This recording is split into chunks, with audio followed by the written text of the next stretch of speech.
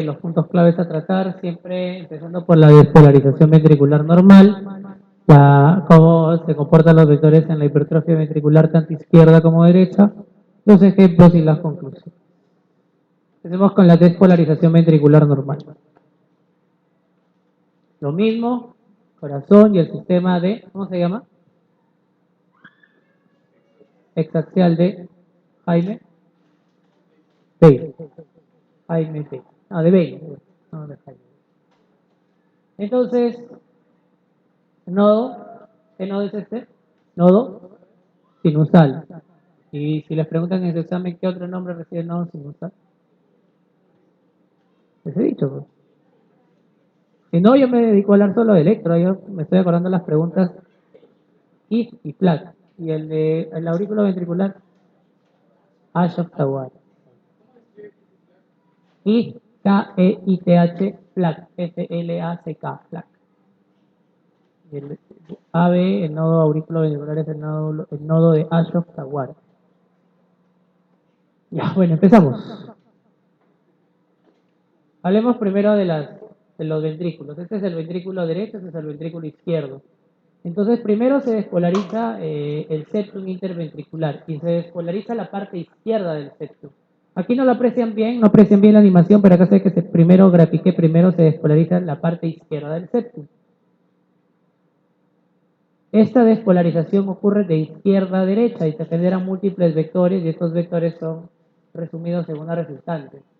Y esta resultante la trasladamos al sistema extraxial de Bailey y se encuentra a más 140 grados. Entonces ese es el vector 1. Perdón.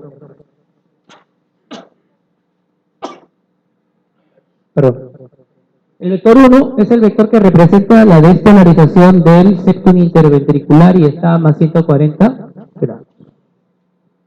Si bien es cierto, este sistema de Bailey es un sistema para representar las derivadas del plano frontal, o sea, las derivadas de miembros 1, 2, 3, ABR, ABL, BF, nosotros podemos imaginar que B1 es el plano horizontal, B1, B2, B3, B4, B5 y B6 estaría por aquí.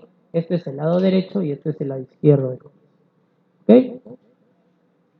Y les digo esto para que más o menos hay que tratar de orientarnos en tiempo y espacio para poder entender este tema de los vectores, que no es nada difícil, ¿no? No es nada difícil. Porque es difícil es hacer la animación para que se vea así, porque así es difícil, ahora que toma tiempo. Pero así lo entiendo, de ahora que yo así lo entendí cuando recién empecé. Perdón.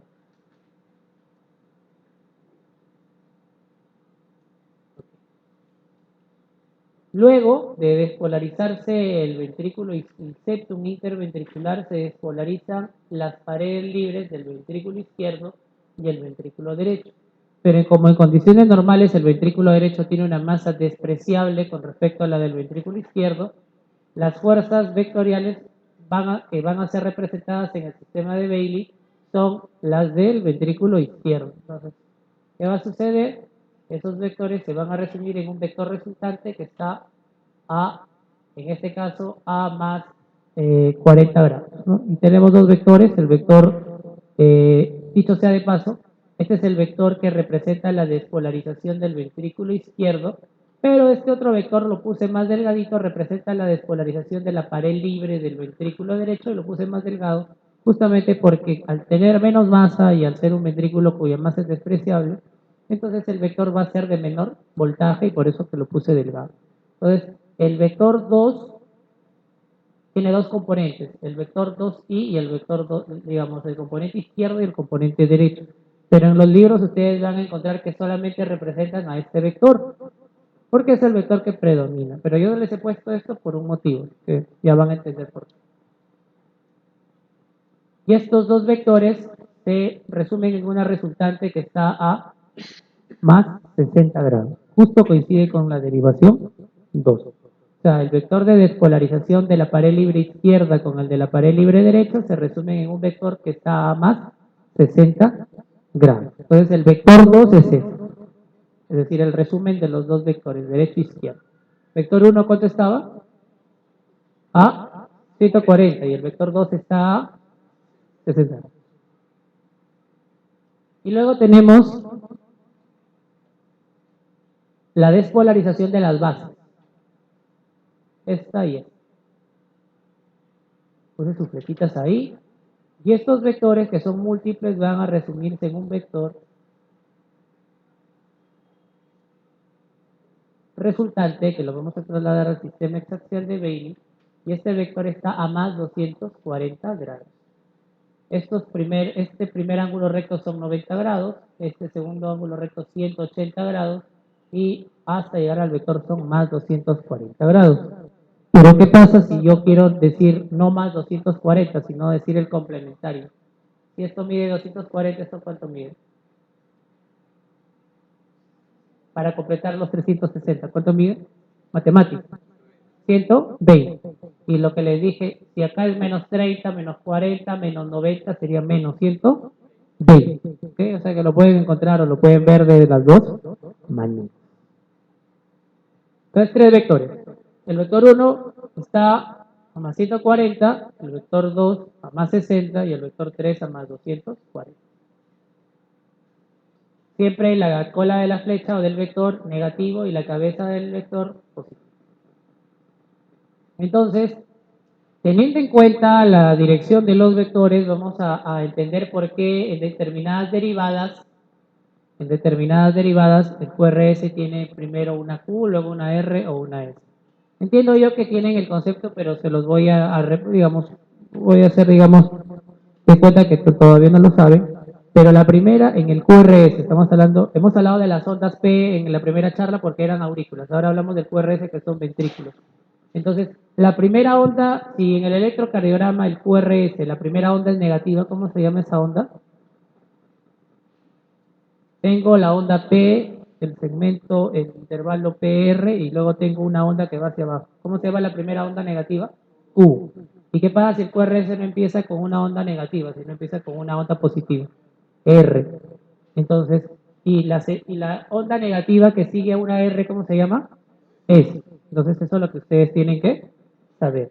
Entonces, ustedes se dan cuenta que en el electrocardiograma hay derivadas en donde ves QRS, RS, QS.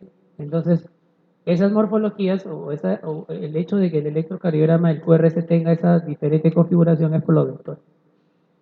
Entonces, 1 y ABL están en relación, ¿no? 1 está a 0 grados y ABL está a menos 30 grados. Entonces, el vector 1 que va a más 140, ¿se está alejando o se está acercando a 1 y ABL? El vector 1 se está alejando porque está a más 140 y 1 y ABL tiene que tener esto. Esto lo tiene que tener así. Mírenlo una vez, digiéranlo, procesenlo y ustedes me dicen ya. Yo paso. ¿Ya? Ya. Y si no, entonces, el vector 1 es un vector que lo que va a hacer es que la primera onda del electrocardiograma en 1 y en ABL sea una pequeña onda Q. No se ve quizás muy bien aquí, pero sí se ve aquí que hay una pequeña deflexión negativa. O sea, encontrar una Q pequeña en 1 y en ABL es normal porque el vector 1 se está alejando de 1 y ABL. El vector 2 está a más 60.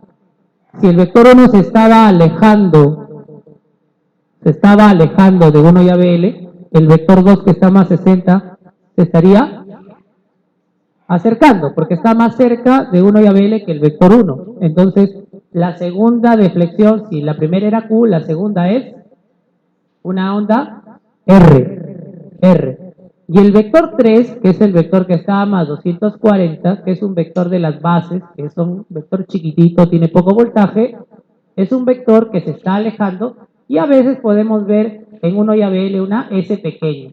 Pero si no ven S, no significa que sea patológico, sino que como ese vector 3 es un vector que despolariza solo las bases ventriculares, a veces no tiene traducción en el electrocardiograma. Entonces en 1 y ABL empezamos con una Q pequeña, Q minúscula. Ojo, cuando yo digo Q minúscula o mayúscula, tiene que ver con cuánto de voltaje tiene la onda en el electrocardiograma. Si tiene menos de 5 milímetros, mide la onda, es una Q, R o S minúscula. Más de 5 es una onda Q, R, S mayúscula. Entonces va a haber una onda Q minúscula, R mayúscula y una S minúscula si es que la hay. En 1 ya B. En 2, 3 ya BF, ¿cómo va a ser la cosa? El vector 1 es un vector que está a más 140, pero es un vector que está hacia abajo. Es decir, se acerca a 2, 3 y a BF, porque es un vector que apunta hacia abajo. Entonces, en 2, en 3 y en ABF, sobre todo en 2 y en ABF, la primera onda es una onda positiva, o sea, una onda Q u onda R.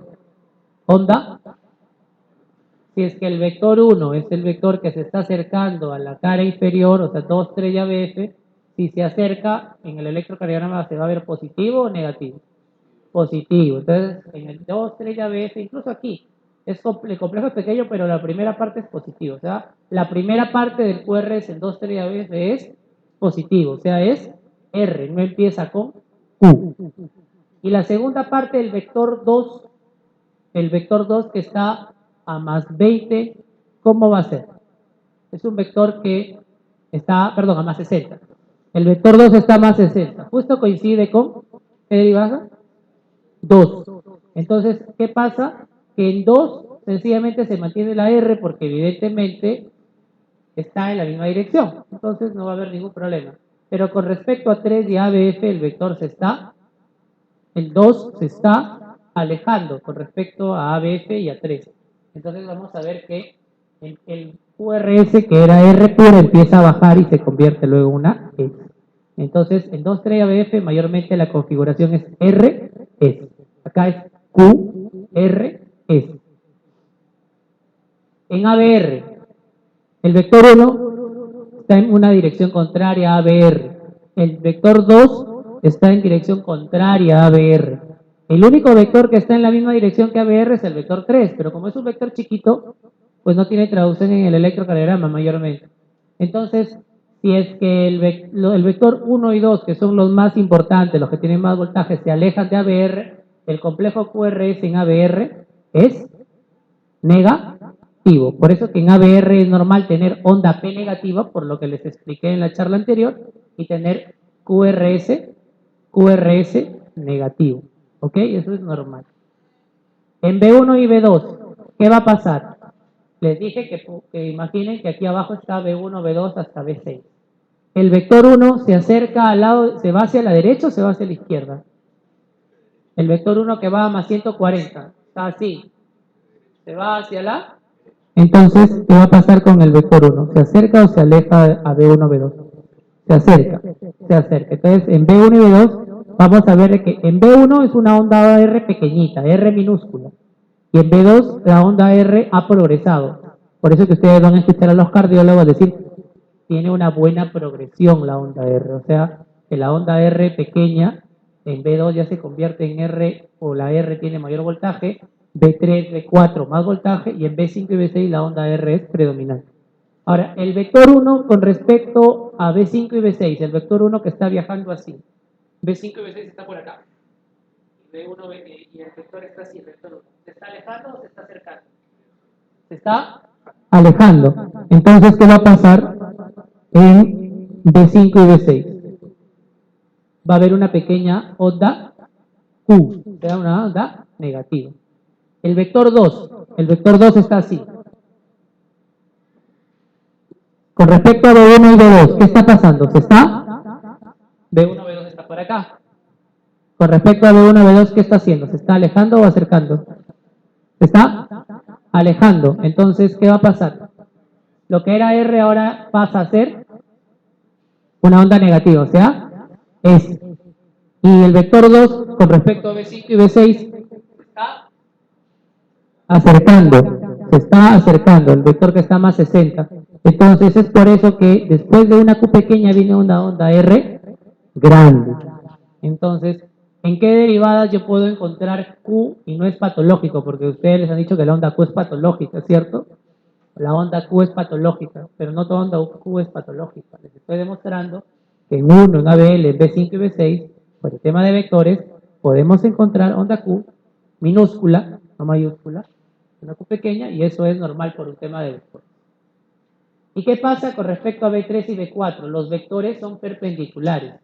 Entonces, En B3 y B4, que se llaman los planos o las derivadas de transición entre las derechas y las izquierdas, la morfología es RS. Entonces se dan cuenta que, miren, B1, la onda R pequeña, acá más grande, más grande, más grande, y aquí la onda R también grande.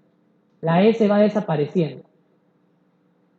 Hasta que en B5 y B6 prácticamente no hay S. Entonces, buena progresión de la onda R quiere decir que la onda R va creciendo cuando bien vemos de derecha a izquierda, de B1 a B6, y la onda S va desapareciendo. Y eso es por la disposición de los vectores. Y en el plano horizontal, es lo que yo les estaba mencionando justamente. En B1, B2, RS, B3 y B4, R mayúscula, S mayúscula, y aquí es predominantemente Q pequeña, R y una S muy pequeñita, por el tema de los vectores. Entonces, en derivada derechas es R minúscula, S mayúscula, en B3 y B4, RS, y en B5 y B6 puede ser QRS, QR o RS, pero siempre la R es mayúscula, porque el vector 2 es un vector que tiene buen voltaje, como viaja de derecha a izquierda, se está de derecha a izquierda, o sea, el vector va hacia la izquierda, se está acercando a B5 y B6, entonces parece que la onda R es positiva. Entonces, cualquiera de estas morfologías que encuentren en el QRS en B5 y B6 es normal. Apunte, porque en realidad eso sí no está en los libros, no te lo dicen tan explícitamente, eso deriva de la interpretación que uno le da. Habiendo hablado de la despolarización ventricular normal, pues pasamos a hablar de la hipertrofia ventricular izquierda. Nuevamente, las causas más frecuentes, ¿cuál creen que es la más frecuente? ¿Cuál? Hipertensión arterial. Muy bien. Hipertensión arterial. Perfecto. Porque es una de las patologías que vemos día a día, pues, ¿no? Por eso. ¿Qué otra causa? ¿Qué otra causa de hipertrofia ventricular izquierda?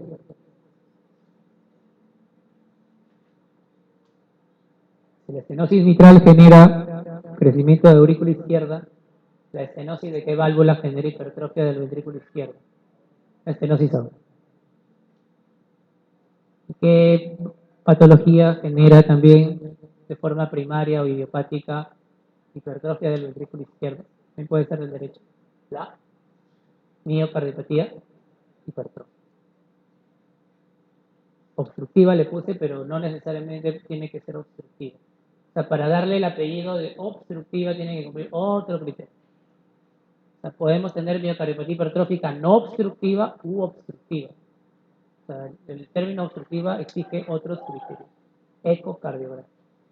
Dicho sea de paso, si le viene ese examen, paciente que tiene soplo sistólico en foco aórtico. ¿Qué piensan primero? Soplo sistólico en foco aórtico. Estenosis aórtica. Pero le dicen el enunciado. El soplo aumenta con la maniobra de Valsalva. Eso es sugestivo de... Todos los soplos disminuyen con la maniobra de Valsalva, excepto dos. El soplo de la miocardiopatía hipertrófica obstructiva y el soplo del prolapso de la válvula mitral. Son las dos entidades en donde la maniobra de Valsalva hace que el soplo aumente. Entonces, cuando tenga algún paciente joven con soplo sistólico aórtico, la estenosis aórtica, la primera causa es la degenerativa, o sea, es una estenosis de viejos, de gente anciana, que se calcifica la válvula y tiene estenosis aórtica. Pero si ustedes tienen un paciente joven con soplo sistólico aórtico, háganle Valsalva, porque a lo mejor no es una estenosis aórtica, sino es una miocardiopatía hipertrófica. En jóvenes que tienen estenosis aórtica de verdad, la causa más frecuente es que sea una válvula aórtica anormal. ¿Y la válvula aórtica cuántos velos o valvas tiene? La válvula mitral tiene dos. La válvula tricúspide tiene tres. Y la válvula aórtica y la válvula pulmonar, tres. Son trivalvares. Pero ¿qué pasa cuando la válvula aórtica es bicúspide? Esos pacientes tienen riesgo de hacer estenosis aórtica, insuficiencia aórtica o endocarditis de válvula aórtica. Entonces, ¿qué pasa en la hipertrofia del ventrículo izquierdo?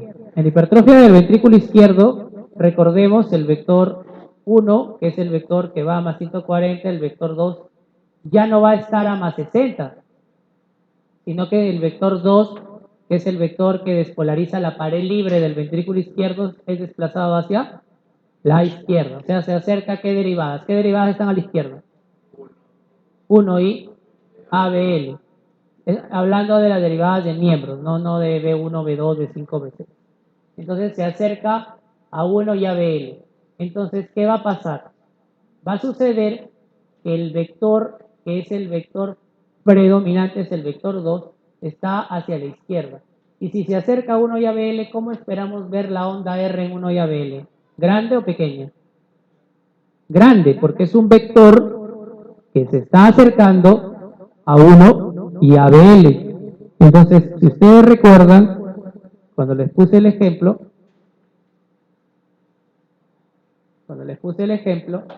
en 1 y en ABL la onda R es positiva. ¿Por qué? Porque el vector 2 está en la misma dirección que 1 y ABL, pero en una hipertrofia del ventrículo izquierdo, el vector se acerca aún más a 1 y ABL. Entonces la onda R, que es positiva, se hace más positiva en 1 y ABL. ¿Ok? Y con respecto al plano horizontal o precordial, acuérdense que el vector se está acercando a B5 y B6. Entonces vamos a ver ondas R altas en B5 y B6. Y este vector que se acerca a B5 y B6 se aleja de B1 y B2. Entonces, si en B5 y B6 genera ondas R altas, en B1 y B2 va a generar S profundas, porque se está alejando. El vector B5 y B6 genera ondas R altas y en B1 y B2 al alejarse genera ondas S profundas. Y de ahí nacen los criterios. Así de sencillo. Todo tiene que ver con vectores aquí. Ondas R altas. ¿Qué más le llama la atención en 1 ABL, B5 y B6? ¿Qué le llama la atención aparte del QRS? La onda T negativa. La onda T tiene dos ramas. Tiene esta rama que es la rama descendente y esta es la rama ascendente. ¿Y qué les parece? Comparando las dos ramas, ¿son simétricas o asimétricas? ¿A o simétricas? Asimétricas. Entonces, estas T negativas asimétricas, escuchar a los cardiólogos que nos gusta hablar enrevesado, son T negativas de sobrecarga sistólica o sobrecarga de presión. Y si una de las causas de hipertrofia del ventrículo izquierdo es la hipertensión arterial, el estenosis aórtica, la miocardiopatía hipertrófica, pues es porque hay sobrecarga de presión. El ventrículo derecho tiene más fuerza, tiene que hacer más fuerza para poder eyectar hacia la aorta por algún motivo. Presión alta, estenosis aórtica o miocardiopatía hipertrófica. Pero ustedes, no sé si han recibido la clase de electrocardiograma en isquemia, infarto, no lo sé. Si no lo han recibido, lo leerán en su casa. Pero las T negativas traducen isquemia. Pero a nosotros nos llevan muchas veces de emergencia porque ven T negativas en B5, B6 y 1 y ABL. Pero les estoy demostrando que cuando hay hipertrofia del ventrículo izquierdo puede haber T negativas en B5, B6, 1 y ABL. Y no son isquemia, sino son, ¿qué son?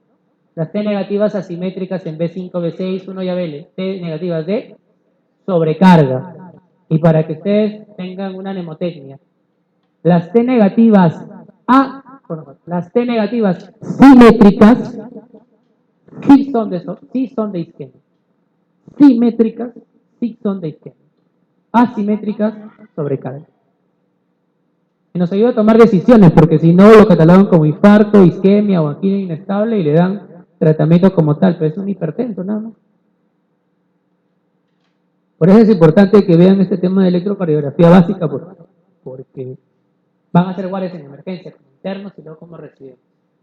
Criterios. Desviación del eje a la izquierda a más de menos 30. O sea, si es que el eje está a menos 40, menos 50, menos 60, hay que pensar en hipertrofia del ventrículo izquierdo. Pero les puse aquí que no es indispensable. O sea, no es una condición, no es un requisito indispensable de que el eje esté desviado hacia la izquierda. O sea, podemos tener hipertrofia del ventrículo izquierdo con eje normal.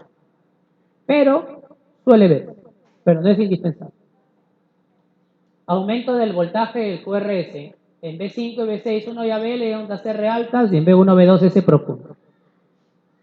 Desviación del plano de transición a la derecha, esto no es necesario aclararlo, la verdad, esto acá pueden obviarlo. Me interesa que aprendan lo que les coloqué de color verde.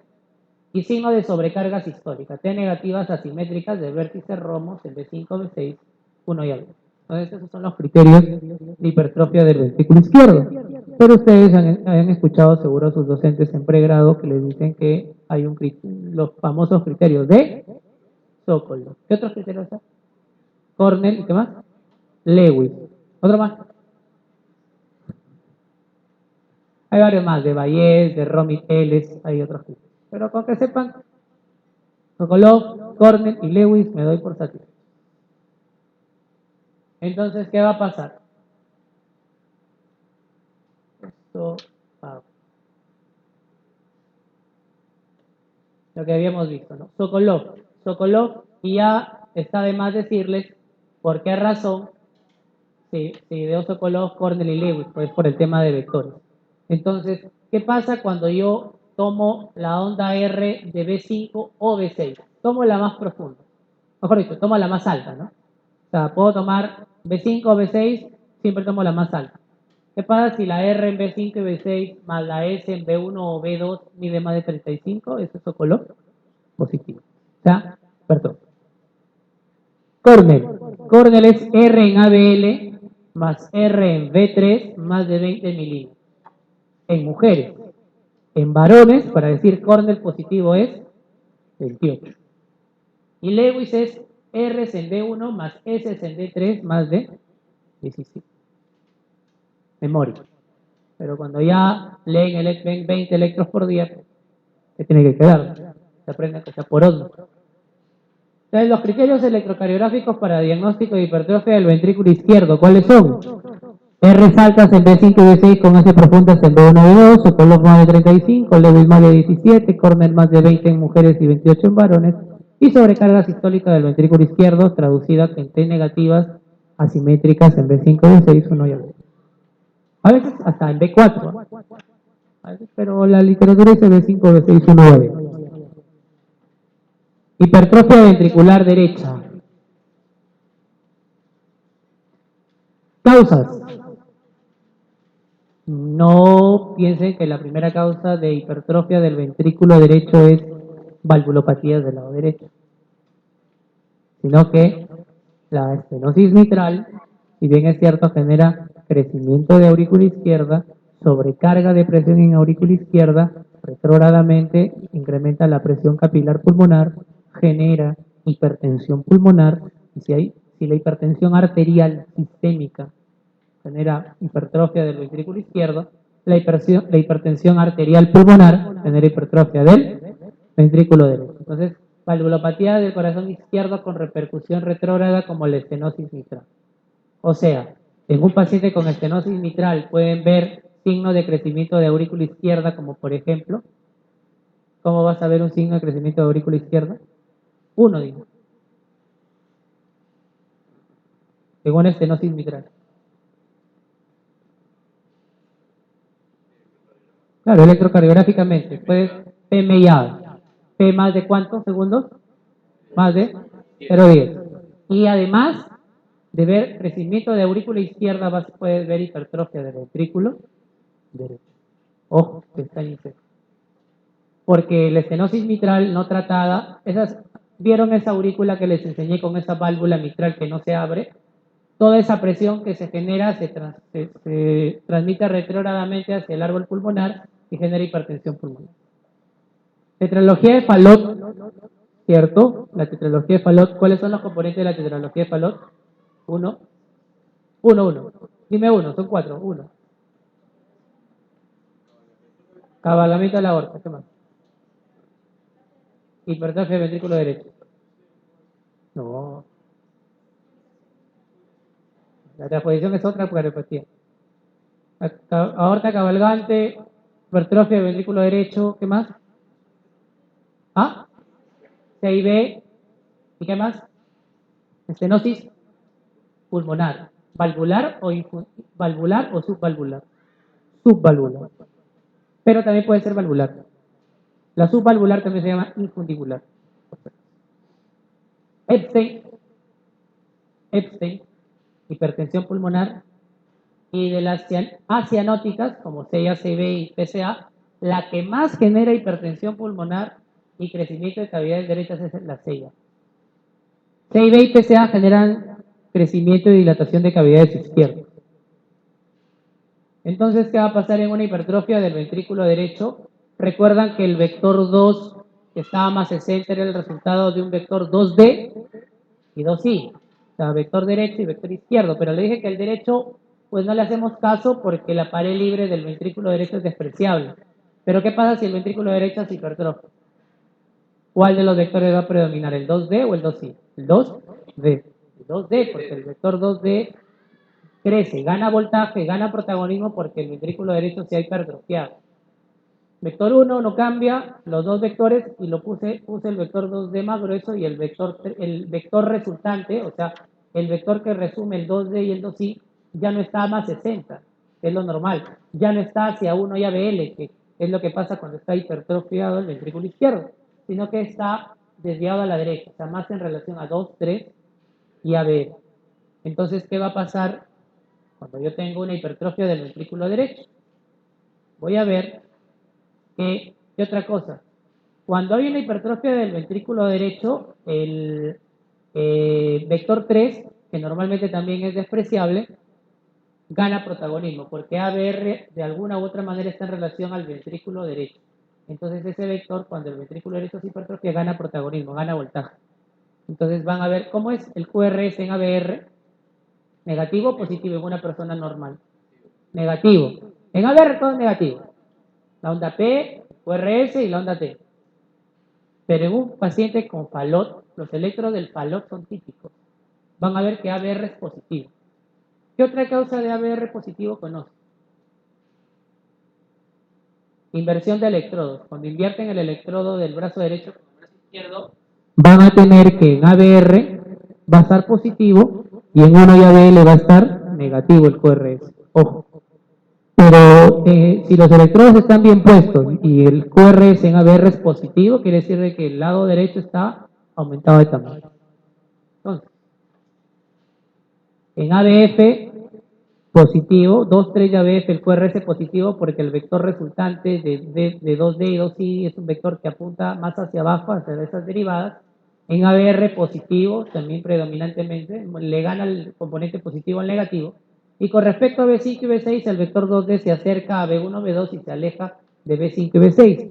Entonces, si es que en hipertrofia del ventrículo izquierdo las ondas R altas eran en B5 y B6 y las S en B1 y B2, en la hipertrofia del ventrículo derecho sucede lo contrario. En B1 y B2, ¿cómo es el complejo QRS en B1 y B2 en una persona normal, doctor? Es QRS, R minúscula, S mayúscula, R mayúscula, ¿cómo es? La R, ¿cómo es en B1, en una persona normal? En B1. Pequeña, R minúscula y S mayúscula. Pero en una hipertrofia del ventrículo derecho, vamos a tener de que en B1 y B2 vamos a tener una onda R grande y una S pequeñita. Y en B5 y B6 vamos a tener S profundos. Lo contrario, por un tema vectorial nada más. Ondas R altas en B1 y B2 y en B5 y B6 S profundo. Requisitos entonces, o criterios. Que el eje se desvía hacia la derecha, pero no toda hipertrofia del ventrículo derecho, al igual que el izquierdo, genera desviación del eje a la derecha. Aumento del voltaje de los QRS, R altas en B1 y B2, y en B5 y B6 los vectores generan una S profundas. La relación RS es más de 0.5, es decir, que la R es más que la S, o sea, que la relación, el cociente RS, si el numerador es mayor que el denominador, pues vamos a tener que... Esta es otra manera de decir es que la R es más del 50% de la S. Y eso se llama índice de Cabrera. Desviación de plena transición a la derecha, esto de verdad que no me interesa que lo aprendan, y signo de sobrecarga sistólica del BD. Si en B5 y B6 las T negativas eran sobrecarga sistólica del ventrículo izquierdo, en la sobrecarga sistólica del ventrículo derecho va a generar T negativas en B1 y B2. ¿Ok? Los criterios electrocardiográficos, Aumento de voltaje de la R en B1 y B2, 10 profundas en B5 y B6. Cabrera más de 0.5, 50%. Y T negativas en B1 y B2 son los criterios que configuran la hipertrofia ventricular derecha. Ejemplos: 55 años con angina de esfuerzo y disnea, y hace una semana 5. Acude a consulta en donde el examen físico se oculta soplo mesosistólico en foco aórtico.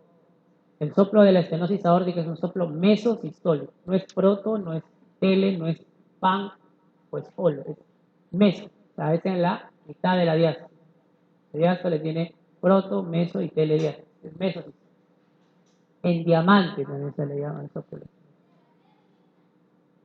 Se le toma el electrocardiograma y vemos esto. ¿Qué le llama la atención? Que en 1 y en ABL las ondas R están altas, en B5 y B6 también, en B1 y B2, sobre todo en B1 hay una onda S profunda. Entonces, la onda R en B5 mide 28 milímetros, ya yo me tomaba el trabajo de sumar, y la S en B1 mide 18 milímetros. 28 más 18, 46. ¿Tocó? Positivo, más de 36. 29 la R en 1 y 18 la S en D3. Sumar R en D1 más S en D3, 29 más 18, 47. Lewis, positivo. Criterio es más de 17. En ABL la R mide 21 y la S en B3 mide 8. 21 más 8, 29. Es varón. ¿Cuánto tiene que ser para que más de 28? Orden, positivo. Conclusión, hipertrofia ventricular izquierda. ¿Qué más? Las famosas T negativas asimétricas. Mujer de 70 años quien acude a consultorio de cardiología porque tiene cefalea, predominio matutino asociado a sensación de mareo. Al examen 170 con 100, no soplos, tiene tercer ruido, en respiratorio todo bien. Tercer ruido, ¿qué significa? ¿Qué significa el tercer ruido? El llenado ventricular rápido, ¿qué pasa? ¿Qué hace? ¿Qué pasa? Normalmente la diástole tiene 4 periodos: relajación isovolumétrica, llenado rápido, llenado lento y sístole auricular. Son las 4 fases de la diástole. Pero ¿qué pasa en un ventrículo que está hipertrófico? Durante la fase de llenado rápido, cuando viene, en el caso del ventrículo izquierdo, cuando llega la sangre desde las venas pulmonares a la aurícula izquierda, pasa al ventrículo derecho, y como es un ventrículo derecho hipertrófico, produce sonido, produce ruido, y eso se oculta como tercer ruido. Entonces el tercer ruido es el choque de la sangre contra un ventrículo hipertrófico. Y el cuarto ruido es la exacerbación de la sístole auricular. Quiere decir que la aurícula está contrayéndose con gran fuerza para vencer la presión del ventrículo izquierdo, ¿no? La sístole auricular. El cuarto ruido representa una exacerbación de la sístole auricular. Entonces 170 con 100, tercer ruido, hipertenso, ¿no? Hipertenso con corazón hipertrófico, probablemente. No tiene soplos, no tiene tercer ruido. El otro sí tenía soplos, era una estenosis aórtica.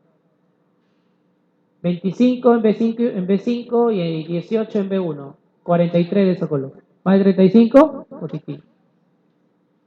21 de Lewis, porque tiene solamente R. En D3 no tiene S. No hay S, esto es una QR, no hay S. Pero Lewis, ¿cuánto tiene que ser para que sea positivo? 10 y 17. Y es mujer, 14 la R en ABL y 13 la S en B3. 27. En mujer, ¿cuánto es el punto de corte? 20. O sea, Cornell positivo. Si fuera varón sería negativo porque tiene que ser mayor de 28. Y las T negativas de sobrecarga, que no son infartos. Ojalá que eso se lleve claro y no cometan el error de catalogar como infarto o isquemia subendocárdica a pacientes que tienen hipertrofia del ventrículo izquierdo. Ejemplo 7. Pasamos a la parte pediátrica. Lactante de 1 año cuya madre refiere que cuando llora nota que su niño toma una coloración azulada. Resto de la anamnesis no contributoria. Típico de llora y se pone azul. Aló. La cardiopatía congénita cianótica más frecuente al año de vida, y por eso les puse el año para poder comentarles, es la tetralogía de Fallot.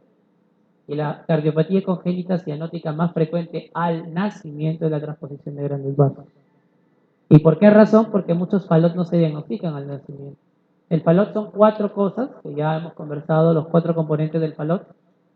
Pero ¿qué pasa? Como el CIB del Fallot es un CIB grande, ¿ustedes qué creen? Que un hueco, sea CIB o PCA o CIA, sopla mientras más chiquito es el hueco o más grande es el hueco. Mientras más chiquito. ¿Por qué? Porque hay más resistencia al flujo de sangre y va a sonar más. Si es un CIB grande, a veces no suena al inicio. Entonces por eso los Fallot, hay Fallot que se llama Fallot rosado. Se llama Fallot rosado porque no están morados. ¿Y por qué no están morados? De los 4 componentes del Fallot, ¿cuál creen ustedes que hace que sea una cardiopatía cianótica? No. Porque el CIB en un paciente normal hace que la sangre vaya de izquierda a derecha, o sea, que el shan sea del ventrículo izquierdo al derecho. Es la estenosis pulmonar. Si es una estenosis pulmonar leve, el paciente no va a estar cianótico. Eso se le llama Fallot rosado. Se llama Fallot rosado aquel que tiene CIB pequeño, A, B, estenosis pulmonar leve, C, A, estenosis pulmonar leve. O sea, que la estenosis pulmonar leve hace que los pacientes con Fallot sean Fallot rosados. Y por eso que a veces no se diagnostica, pues, ¿no? Y por eso que es la cardiopatía congénita cianótica más frecuente diagnosticada al año. El resto de la análisis no contributoria, 9.5 de presión, soplo sistólico eyectivo en tercer espacio intercostal izquierdo, pero disminuye en intensidad. Azul. Esto de soplo sistólico eyectivo en tercer, así se dice en pediatría, no se dice en foco aórtico, tricuspidio, porque como es un tórax pequeñito es un poco difícil. Se dice en el espacio intercostal es que lo oscuro. Este soplo sistólico y equilibrio en tercer espacio intercostal izquierdo, generalmente lo utilizamos cuando estamos describiendo el soplo de un CIB. Entonces, CIB, coloración azulada, Fallot probablemente, ¿no? Y se pone azul cuando llora. Y el murmullo está bien. En la radiografía de tórax, corazón en bota e hipoflujo pulmonar. Corazón en bota típico del Fallot. Y si es que hay estenosis pulmonar, van a ver, ustedes ven una radiografía de tórax de cualquiera de ustedes de que en la trama broncovascular se ve, o sea, se ven vasos, se ve flujo hacia los pulmones. ¿Qué pasa cuando hay un neumotórax? El pulmón se ve negro, se ve radiolúcido.